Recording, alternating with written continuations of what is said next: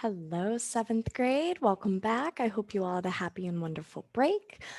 This video is going to be going over the LP19 notes, which focus on combining like terms as well as the distribution property. So the first thing we're going to look at is some of our vocabulary words. So a term is very much like a word in a sentence, except it is how we use it in math. So if you have an equation or you have an expression, one of those small chunks of letters and numbers would be a term. So if you had 2x plus 3z, 2x is a term and 3z is a term.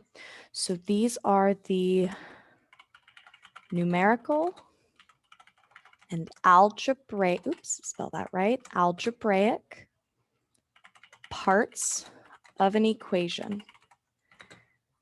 They fall between the addition and subtraction signs. Okay? So when you're looking at an equation, the different pieces that are in between your plus and minus signs would be your terms. Like terms would be terms that share common variables. Okay, so this first page is going to have you sorting like terms together as well as typing examples of like terms and terms that are not like each other. So just to give you a really quick example, this 15xy is a term and it is like this 5xy here because those have the same variables. They both have x and y. Another example of like terms on this page would be 3, the number 3, and the number 11 down here, because both of those do not have a variable, right? So they share the fact that they do not have a variable. So you're wanting to match up what terms are like each other on this page. You're going to sort them into these 4 yellow boxes. Type an example of like terms here. So I've already given you a couple, and then an example of not like terms. Okay. For page 2, we are going to look at the process for combining like terms. So if we have this expression here, 4x plus 2 minus 17 minus x plus 8x, it says step 1 is to identify all of the like terms. So we want to figure out which ones are like each other. So remember, to do that, we're looking for common variables.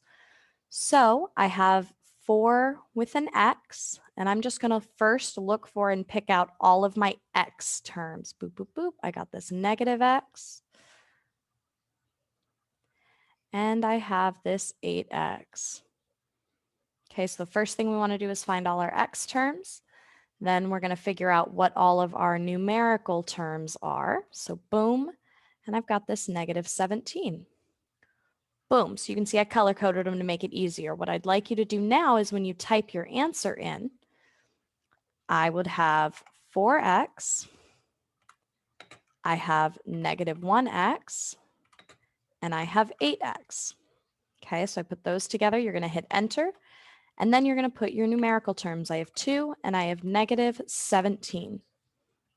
Okay, that was step 1. Just figure out what terms are like each other.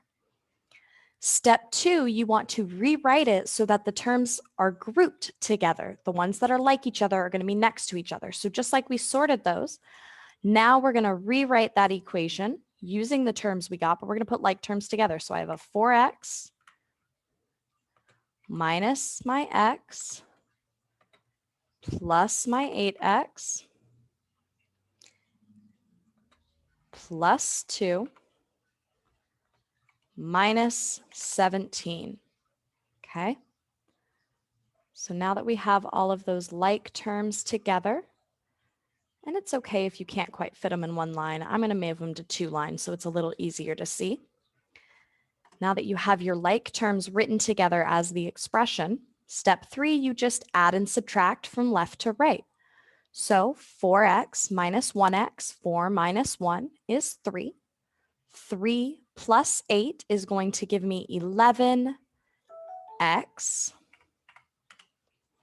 And then working on those numerical values, I have 2 minus 17. 17 is bigger, so we're going to have a negative answer, and the difference between 2 and 17 is 15. Boom. All done. Our final answer here is 11x minus 15. You cannot combine the final answer.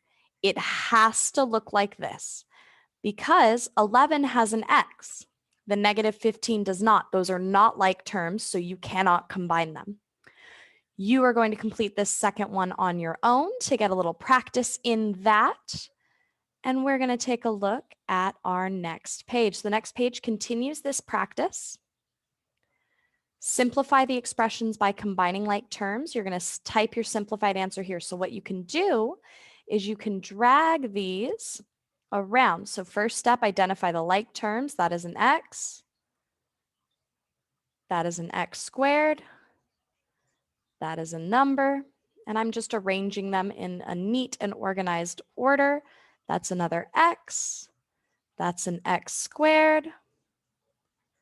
And that's another number. So I have rearranged my numbers so that my like terms are together.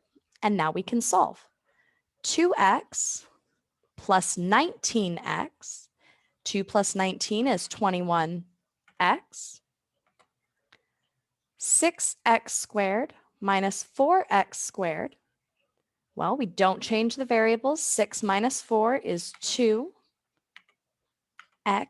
Remember, if you want to type an exponent, you go to Format, Text, Superscript, and then do the same thing to turn it off.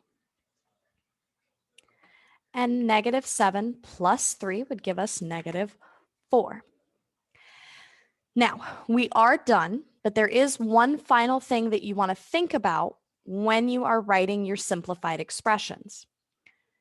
You want to put your numbers, your final answer parts, in order from the biggest exponent down to the smallest exponent. So if I'm looking at these, this negative 2x squared here is the biggest exponent. So that actually should be at the very beginning of our equation.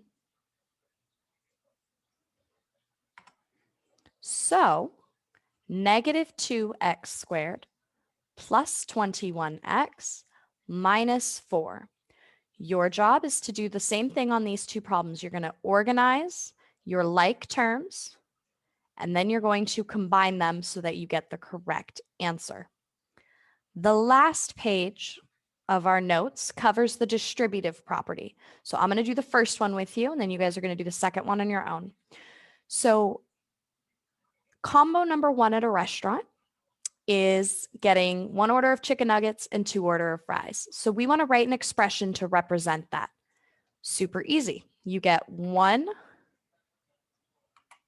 nugget and 2 fries. So I just came up with some variables that represent what I'm talking about. We made our expression. You get 1 nugget and 2 fries in this combo. So now Charles is ordering food for a large group. We want to show how much food he orders if he gets 5 of this combo. So he's walking into the restaurant. He goes, yo, let me get 5 number 1s. So the first thing we want to do, if he's getting 5 of them, that means it's going to be 5 times 1 nugget and 2 fries. Okay, so we've got that 5 there on the outside, 5 times the combo. And we want to figure out how much food he's going to get, how many nuggets, how many fries. So I like to think of distribution as a rainbow method.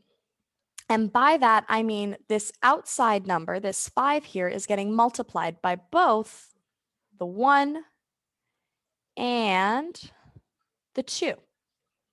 So he is multiplying both of those. So in the next step, we want to write out what is being multiplied here. So we have 5 times 1 nuggets and 5 times 2 fries.